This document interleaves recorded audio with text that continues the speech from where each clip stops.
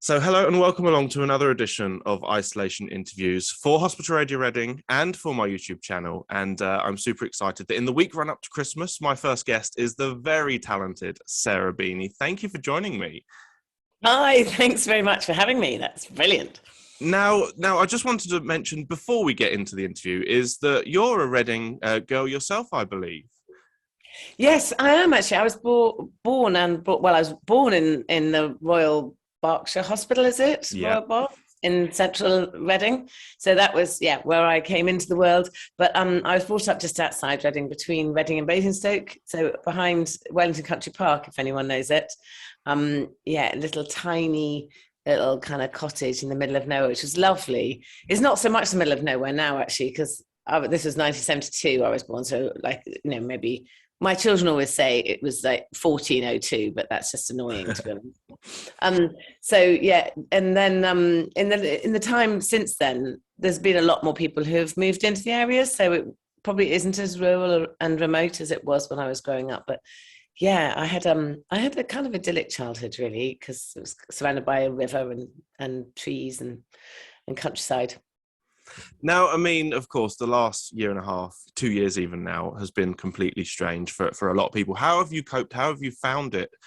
Just sort of dealing with the new way of life, really? Well, I don't like to think it's a new way of life. I like to think it's just a little blipette and it'll go away. That I think my son was studying Spanish flu, and he said that apparently the Spanish flu, it gets more infectious and less dangerous with time. So I'm thinking, okay, I'm kind of think we must all believe, mustn't we, that it's all going to be okay, because I can't do without hugs and I love people and I like hugs and I like people's faces. I like to see a smile. So it's really so it isn't a way that I don't think anyone wants to live like that, but I think it's really bad for people as well, because you need to see people's faces. So it's been fine. We've been really, really, really lucky because we moved to a farm about a year before all of this, about 3.5 years ago.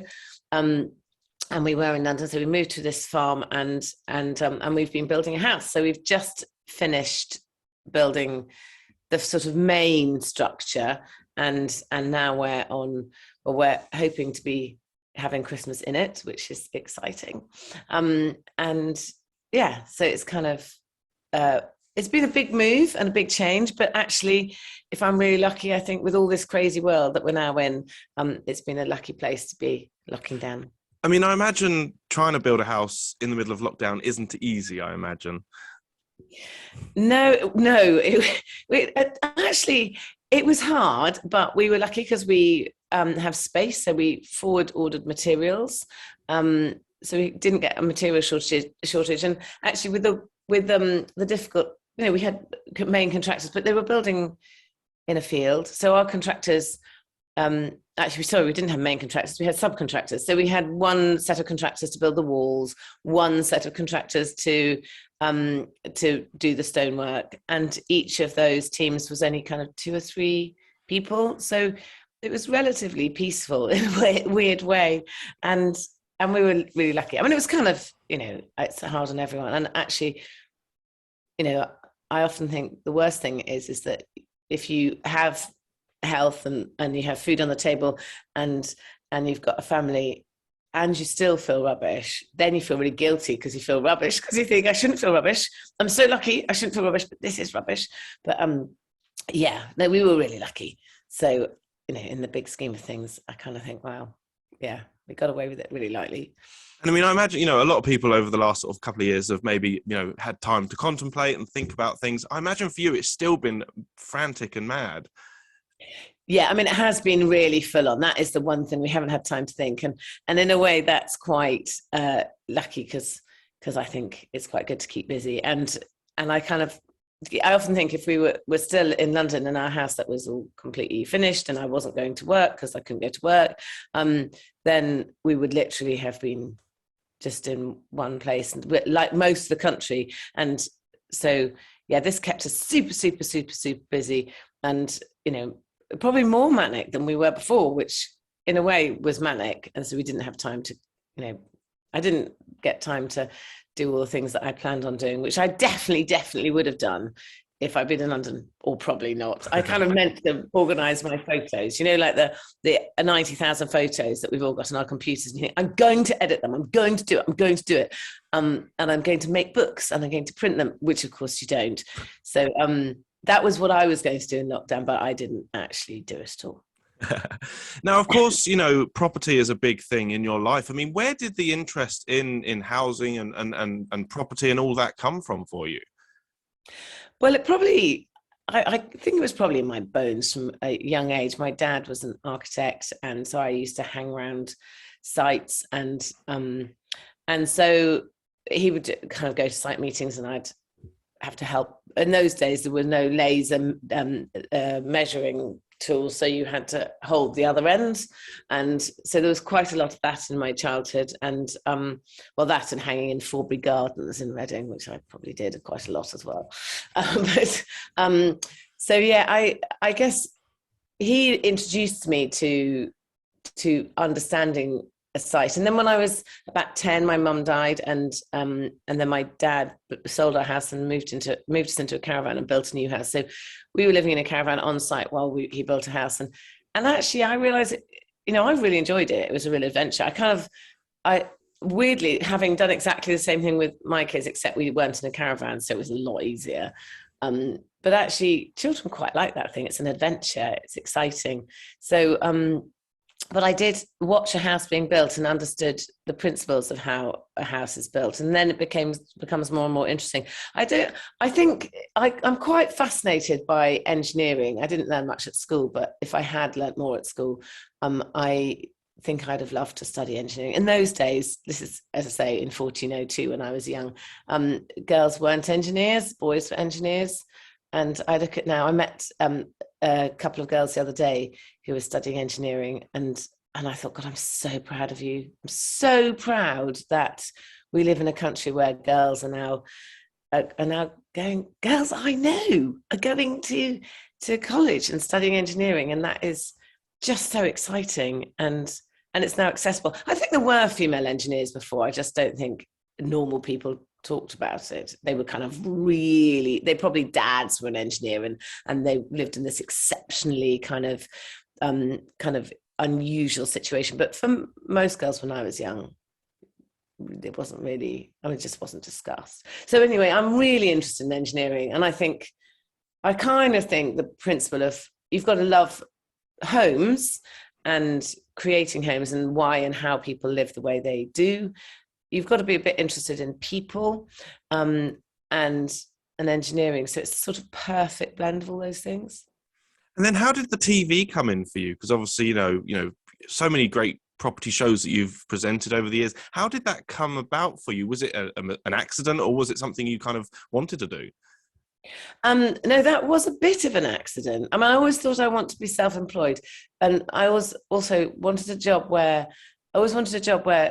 Friday, I always thought it was really a shame that you work all week and then you look forward to 2 days of the week being the weekend, and then you get it was the Sunday blues. So we were all I was quite young, and we were all working, and we were in the pub on a Sunday, and everyone's going, oh God, I've got to work tomorrow, it's really depressing. I thought, I had this eureka moment. I thought, I want a job where I think, brilliant, it's Monday tomorrow, and thank God I can get on with what I want to do.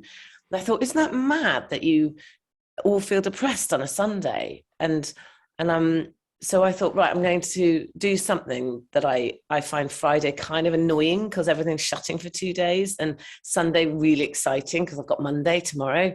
And I thought, that's my mission.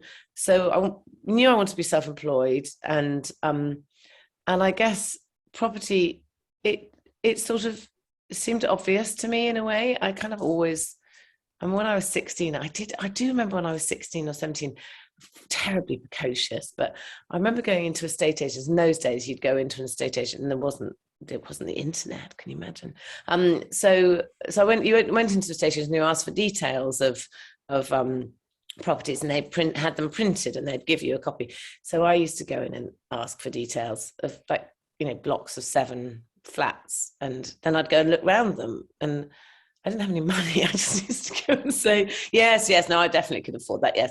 And then I'd go and look round them, and then I guess, and then I don't know, then I kind of just thought, I think when I was young, I thought anything's possible, and I couldn't work out how I was going to make it possible, but I did believe anything was possible.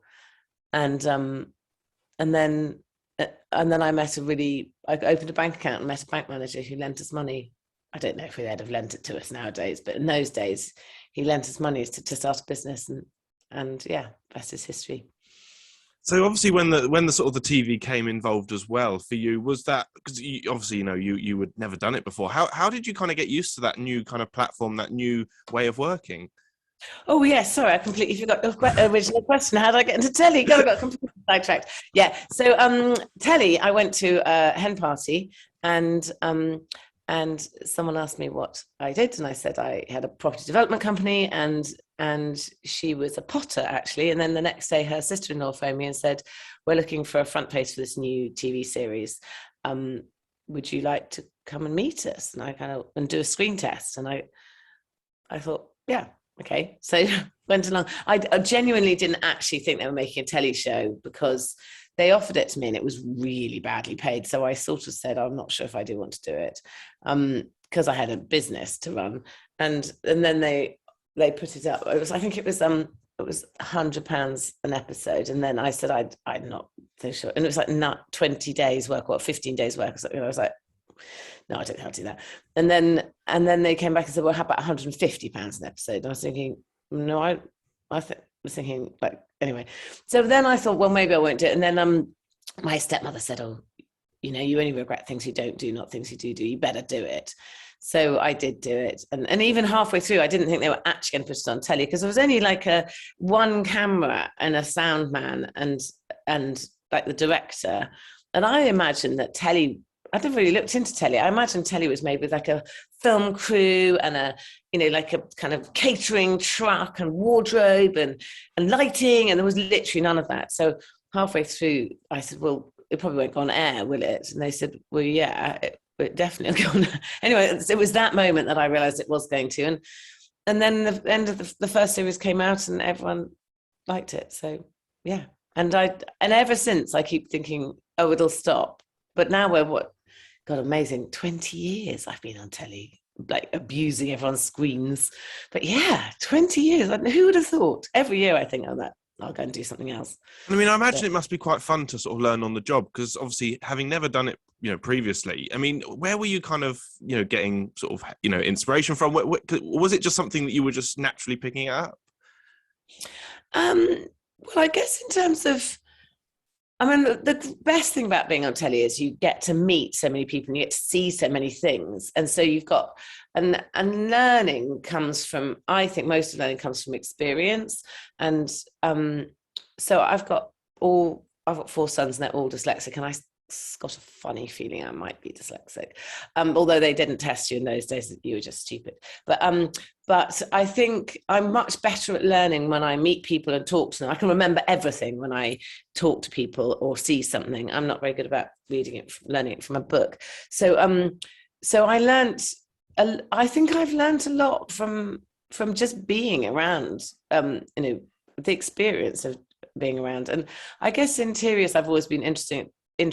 And if you've got one part of you that's doing it yourself, so you've making the mistakes and learning on the ground, and the other part of you that is going and watching other people make mistakes, then that's quite a good blend of the two. And I see more people making mistakes than I probably make mistakes, because I haven't got enough time to make that many mistakes.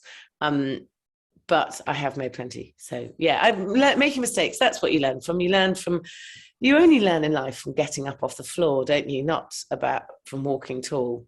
So it's all about how strong you are to pick yourself back up.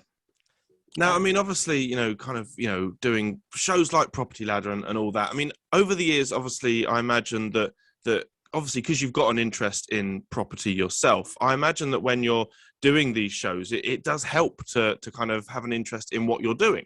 So, I mean, are you kind of, do you get much input in, for example, this current show that you're doing at the moment, where obviously you're, sort of renovating your own home?